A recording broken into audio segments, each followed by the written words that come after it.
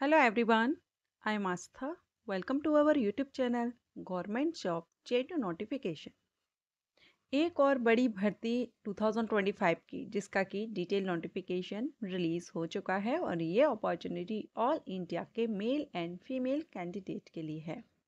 Total opportunity आप यहाँ देख रहे हैं 1543 1543 पद हैं जिसमें से एक पोस्ट है फील्ड सुपरवाइज़र की। अब फील्ड सुपरवाइज़र क्या होता है अगर आप नहीं जानते हैं तो इस पर मैंने वीडियो अपलोड किया हुआ है, आई बटन पर आपको लिंक दे दूंगी, आप विजिट कर लीजिएगा। मैंने ज़्यादा से ज़्यादा मेरी कोशिश रहती है कि जो पोस्ट वैकेंसीज रिलीज़ हो रही हैं जिस किसी भी पोस्ट पर उससे रिलेटेड आपको फुल इंफॉर्मेशन के साथ वीडियो अपलोड करूं। जैसे जॉब प्रोफाइल आप कह सकते हैं या हाउ टू बिकम टॉपिक।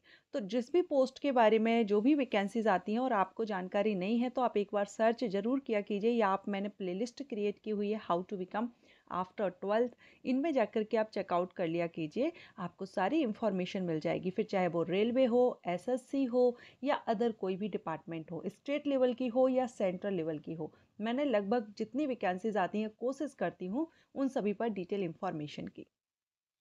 तो इसी तरह फील्ड सुपरवाइज़र पर भी मैंने वीडियो अपलोड किया हुआ है, आप विजिट करना चाहें तो विजिट कर लीजिएगा। अब यहाँ पर जो वैकेंसी है फील्ड सुपरवाइज़र की है, इसके अलावा एक और पद है जिस पर वैकेंसी आई हुई है। दो अलग अलग पदों पर भर्ती है जिसमें 1543 ओवरऑल टोटल मिला करके वैकेंसीज हैं।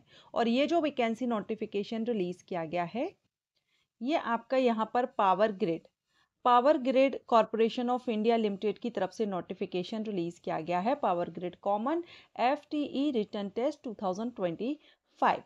और इसमें टोटल वैकेंसी तो हमने देख ही ली, लेकिन पोस्ट वाइज अगर हम देखें तो यहाँ पर आप देखेंगे field engineer electrical, field engineer civil, ठीक है। इनके लिए आप यहाँ पर देखेंगे प्रोजेक्ट जोन वाइज यहाँ बताई गई हैं। इलेक्ट्रिकल के लिए 532 हैं, सिविल के लिए 198 हैं। फील्ड सुपरवाइज़र के लिए जो इलेक्ट्रिकल में हैं उनके लिए 535 है, सिविल के लिए 193 है। Field supervisor electronics and communication इसमें 85 हैं। तो फील्ड सुपरवाइज़र की 3 डिसिप्लिन्स में वैकेंसीज़ हैं और फील्ड इंजीनियर के लिए सिर्फ 2 डिसिप्लिन में ही, 2 ब्रांचेस में ही वैकेंसीज़ हैं। तो टोटल आप यहाँ पर प्रोजेक्ट वाइज देख सकते हैं 1543 ओवरऑल हैं। अब ये जो भर्ती है ये प्रोजेक्ट आप देख रहे हैं ना, zone and project wise vacancy है, ये कॉन्ट्रैक्ट बेसिस भर्ती है।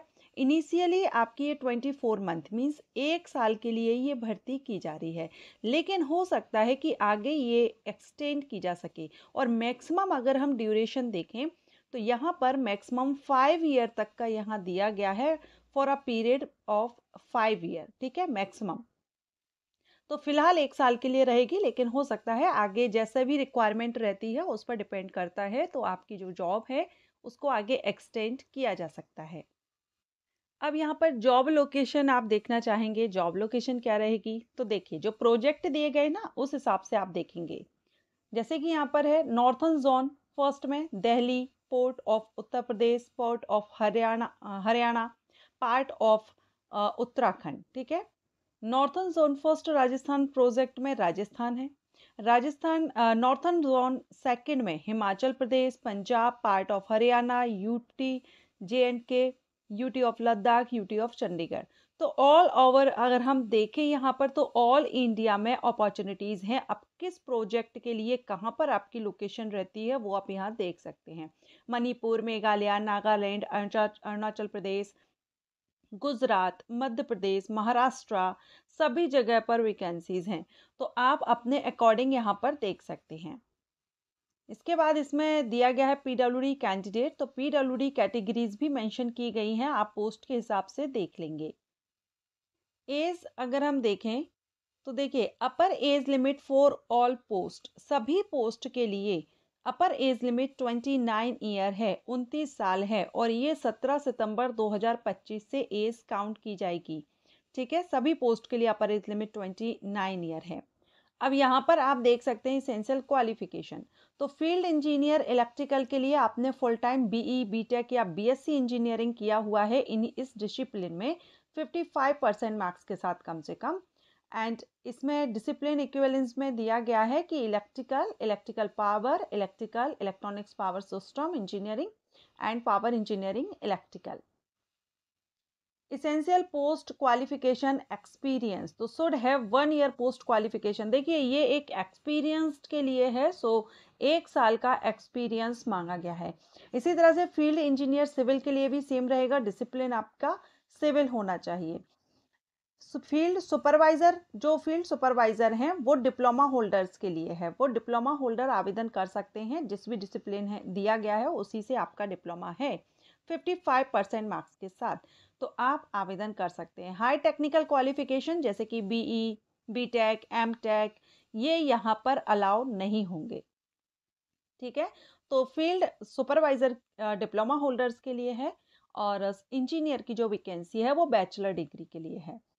एंड इसमें भी 1 ईयर का, मैंने आपको बताया ना कि यहाँ पर ये जो वैकेंसी है वो एक्सपीरियंस के लिए है, तो आप किसी के लिए भी अप्लाई कर रहे हैं कम से कम 1 साल का एक्सपीरियंस इसमें रखा गया है। तो क्वालिफिकेशन आप सेम है, डिप्लोमा मैंने बता दिया किसके लिए डिप्लोमा है, किसके लिए बैचलर है, और जो डिसिप्लिन में वैकेंसीज है उससे आपका होना चाहिए।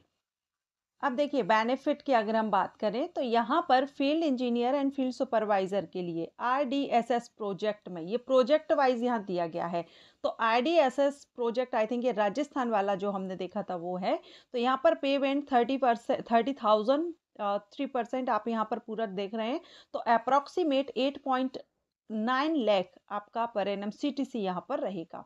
फील्ड सुपरवाइजर का 6.8 लाख अप्रॉक्सीमेट रहेगा।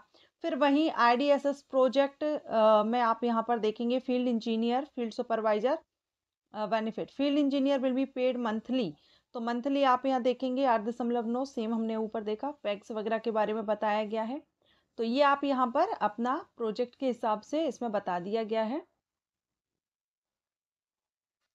अब देखिए यहाँ पर इन्होंने ये मेंशन किया गया है कि एक तो आप यहाँ पर अभी फिलहाल तो जो वैकेंसी है कॉन्ट्रैक्ट बेसिस है, आप वो तो कर ही सकते हैं, इसके अलावा जब आप ये करते हैं तो एफटीई फिक्स टर्म एम्प्लॉयज़ को जब रेगुलर वैकेंसीज आएंगी तो वहाँ पर भी इनको रेगुलर किया जा सकता है, कुछ इंटरनल एग्जाम्स वगैरह होंगे उसके बाद आप यहाँ पर अब जरूरी नहीं है कि जस्ट इसके बाद आप रेगुलर हो जाए, जब vacancy for selection to regular post, ठीक है, तो किया जा सकता है, यानी एक तरह से जो अप्रेंटिसशिप होती है ना जिसका बेनिफिट आपको आगे मिल जाता है रेगुलर वैकेंसीज में, उसी तरह से आपको यहाँ पर मिल जाएगा।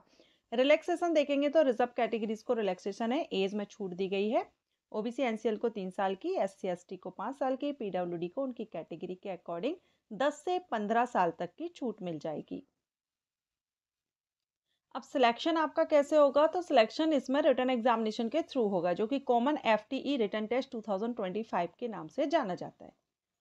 ये जो आपका रिटन टेस्ट होगा, the test would be of 1 hour duration, 1 घंटे का आपका ये टेस्ट होगा, और इसमें जो आपके सेक्शन होंगे, जो पेपर क्वेश्चंस पूछे जाएंगे, उसमें एक फर्स्ट पार्ट जो आपका है वो टेक्निकल नॉलेज का होगा, जिससे 50 प्रश्न पूछे जाएंगे, बीई बीटेक या डिप्लोमा में जो आपने पढ़ा है वही आपका सिलेबस रहेगा। इसके बाद सेकंड पार्ट होगा जिसमें एप्टीट्यूड टेस्ट होगा, 25 प्रश्न पूछे जाएंगे, जनरल इंग्लिश में आपके क्वेश्चन आएंगे और रीजनिंग से क्वेश्चन किए जाएंगे, quantitative aptitude and general awareness, तो ये 2 पार्ट में आपका रिटन एग्जाम होगा, part A part B. Part A आपका टेक्निकल जो आपने अपना बैचलर में पढ़ा हुआ है उसी से आएगा, और पार्ट बी में आपका जो अदर जनरल क्वेश्चंस रहते हैं, quantitative aptitude, general awareness, English, ये आपके क्वेश्चन यहाँ पर किए जाएंगे। सारे ही क्वेश्चंस एमसीक्यूज टाइप होंगे और हर एक प्रश्न का 1 अंक आपको दिया जाएगा। क्वालिफाइंग मार्क्स की बात करें तो अनरिजर्व कैटेगरी से अगर आप बिलोंग करते हैं तो 40% लाना जरूरी होगा, अनरिजर्व्ड ईडब्ल्यूएस भी इसमें इंक्लूड है, और रिजर्व कैटेगरीज के लिए 30% 30% लाना जरूरी होगा। जो क्वेश्चन पेपर होगा वो हिंदी और इंग्लिश दोनों ही भाषाओं में अवेलेबल होगा, जो भी आपका मीडियम है आप उस मीडियम में अपना एग्जाम दे सकते हैं, लेकिन इंग्लिश का जो पार्ट है वो आपको तो इंग्लिश में ही सॉल्व करना होगा। टेस्ट सेंटर आपके ऑल इंडिया में कहाँ कहाँ होंगे, तो आप यहाँ पर देख रहे हैं ये 6 सेंटर यहाँ मेंशन किए गए हैं, दिल्ली एनसीआर, कोलकाता, गुवाहाटी, भोपाल, बेंगलुरु और मुंबई, ये 6 लोकेशंस हैं जो आपके टेस्ट सेंटर एग्जाम कंडक्ट कराया जाएगा। तो इनमें से आप फॉर्म फिल करेंगे तो प्रेफरेंस आप देंगे, तो इसमें से कोई एक आपको अलॉट किया जाएगा। एप्लीकेशन फ़ीस की बात करेंगे तो फील्ड इंजीनियर के लिए 400 रुपये फ़ीस पे करनी है, फील्ड सुपरवाइज़र के लिए 300 रुपये एप्लीकेशन फ़ीस पे करनी होगी। फ़ीस आप ऑनलाइन ही पे कर देंगे। ओनली इंडियन नेशनल्स ही इसमें आवेदन करेंगे। कम से कम 18 ईयर आपकी एज हो और अपर एज लिमिट 29 ईयर है अनरिजर्व के लिए, और रिजर्व कैटेगरी को हमने चार्ट देखा, एज में छूट दी गई है। तो इसके जो एप्लीकेशन है वो डेट अगर देखें तो यहाँ क्लोजिंग डेट 17 सितंबर 2025 है। आप देख रहे हैं क्लोजिंग डेट है 17 सितंबर 2025।